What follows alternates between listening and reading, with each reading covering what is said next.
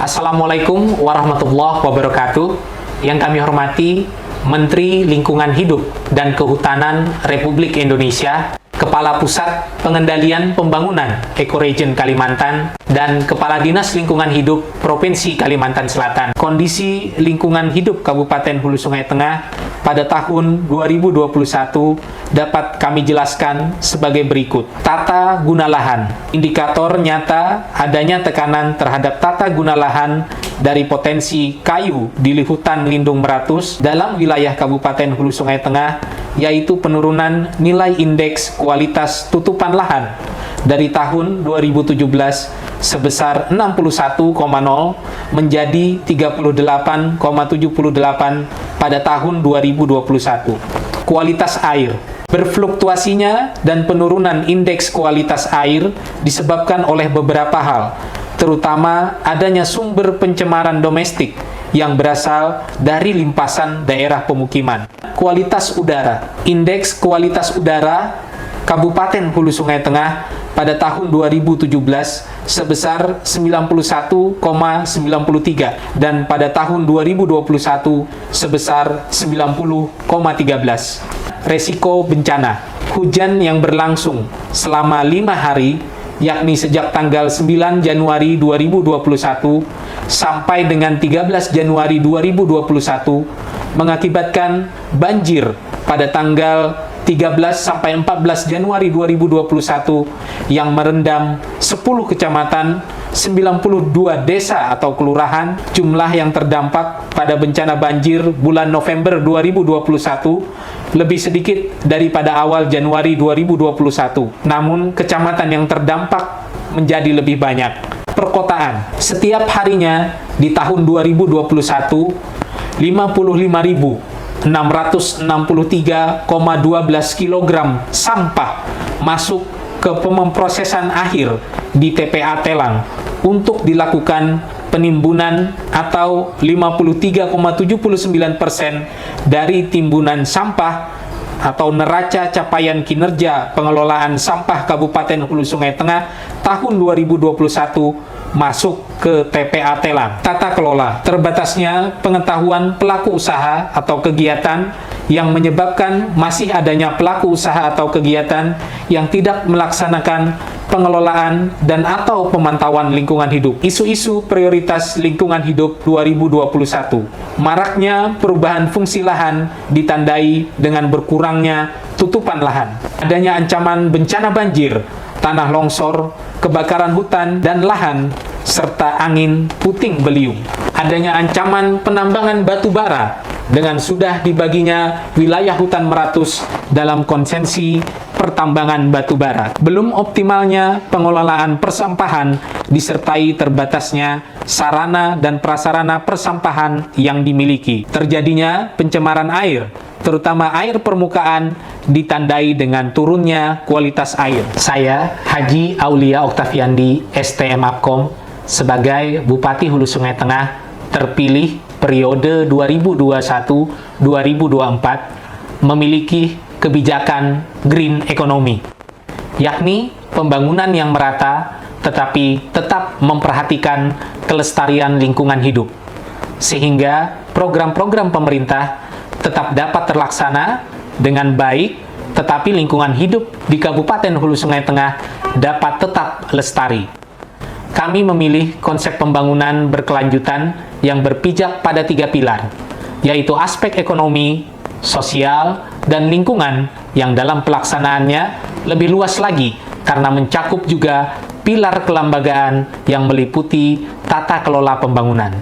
Paradigma pembangunan ekonomi baru yang diperkenalkan sebagai ekonomi hijau ini di Kabupaten Hulu Sungai Tengah diharapkan dapat meningkatkan kesejahteraan masyarakat tanpa mengakibatkan dampak lingkungan, kelangkaan ekologi, maupun kesenjangan sosial.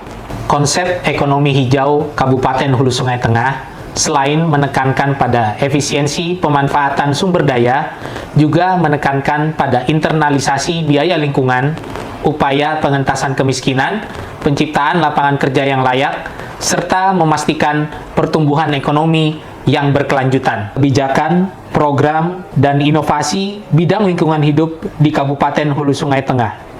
1. Pemerintah Kabupaten Hulu Sungai Tengah memilih untuk tidak melakukan eksploitasi batu bara dan perkebunan sawit seperti kebanyakan kabupaten lain di Provinsi Kalimantan Selatan. Kabupaten Hulu Sungai Tengah memprioritaskan sektor pertanian dan perkebunan karet serta jasa sebagai sektor utama penunjang pembangunan.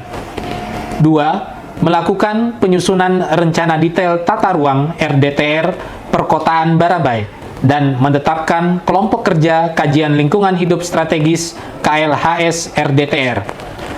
3. Sejak tahun anggaran 2021, pemerintah Kabupaten Hulu Sungai Tengah kembali mengaktifkan kegiatan pengawasan, penaatan, pengelolaan lingkungan usaha atau kegiatan yang memiliki perizinan lingkungan yang menjadi kewenangan daerah.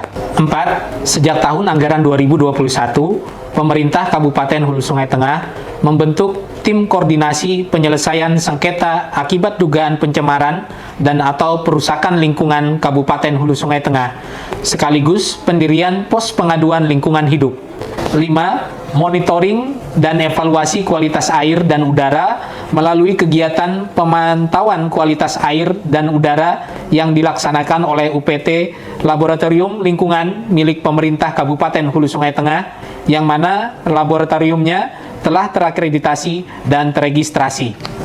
Demikian yang dapat disampaikan terkait dengan kinerja pemerintah Kabupaten Hulu Sungai Tengah di tahun 2021 terkait perlindungan dan pengelolaan lingkungan hidup yang telah dilakukan. Wassalamualaikum warahmatullahi wabarakatuh. Bismillahirrahmanirrahim. Assalamualaikum warahmatullahi wabarakatuh.